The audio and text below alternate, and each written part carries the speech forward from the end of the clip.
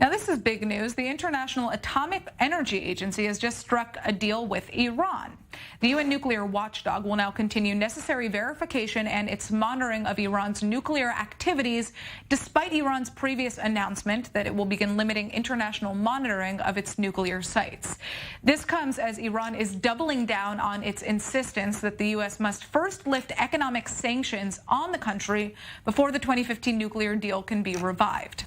The JCPOA nuclear deal was negotiated by the U.S. with Iran, China, France, Germany, Russia, and the U.K., but the U.S. left that pact back in 2018 under Trump, and current American President Biden has expressed interest in rejoining it.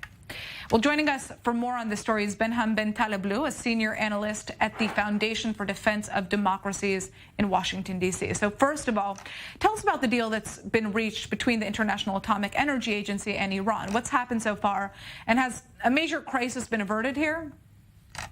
Well, great to be with you. The devil with all agreements with Iran will, of course, be in the details.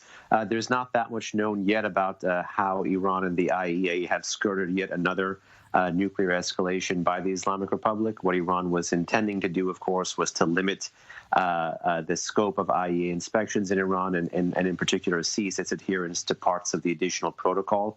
That's an additional safeguards and verification agreement. Again, we'll see how this plays out in the future when, if the IAEA uses the authorities that Iran said now it won't violate, how the Islamic Republic will act.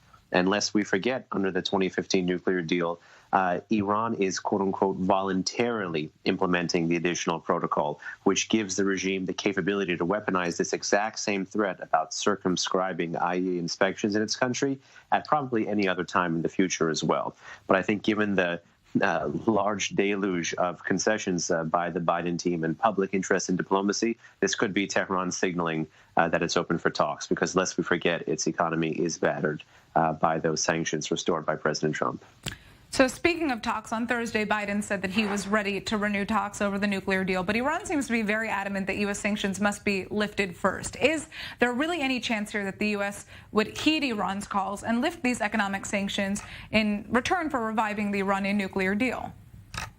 Well, at the heart of President Biden's approach towards the Islamic Republic is this theory of compliance for compliance.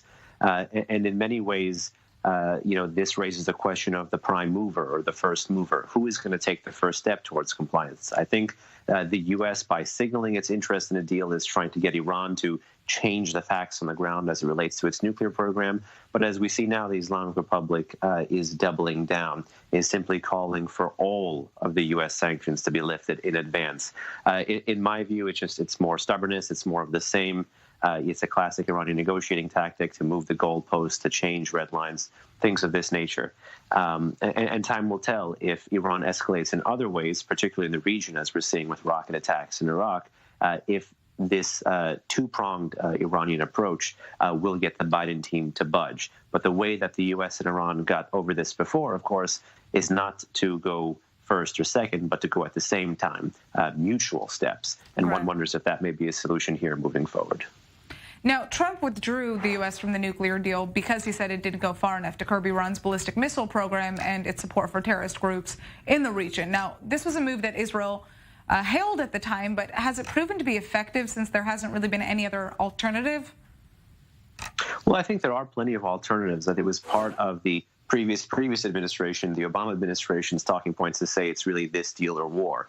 It's obvious that it took a lot of time and a lot of effort to negotiate that 2015 nuclear deal, but there were many deficits. And it's ironic now that people who were in the Obama administration and now serve in the Biden administration are watching that same fatally flawed deal sunset or expire on their very watch. So there's deficiencies built into the deal that are ending that we'll have to address. So it is totally possible to stay resolute, to stay firm, to keep the sanctions as the Biden team is doing, and press for that bigger, broader, better deal. Because some of these phase steps and half measures simply won't be enough. And worst of all, they'll signal irresolution.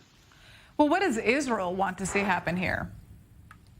Well, I think, the clear national security priority for the state of Israel is for Iran not to have a nuclear weapon, but it's also not to let Iran be unencumbered or free or to have actually more money to continue to do things that the Islamic Republic has done, not just against Israel, but tons of other U.S. partners and allies in the region. Support militias, proliferate weapons, train proxy forces, engage in illicit finance to underwrite terrorism elsewhere. It's a long litany of things that Iran has done against U.S. partners and allies like Israel, like the GCC states.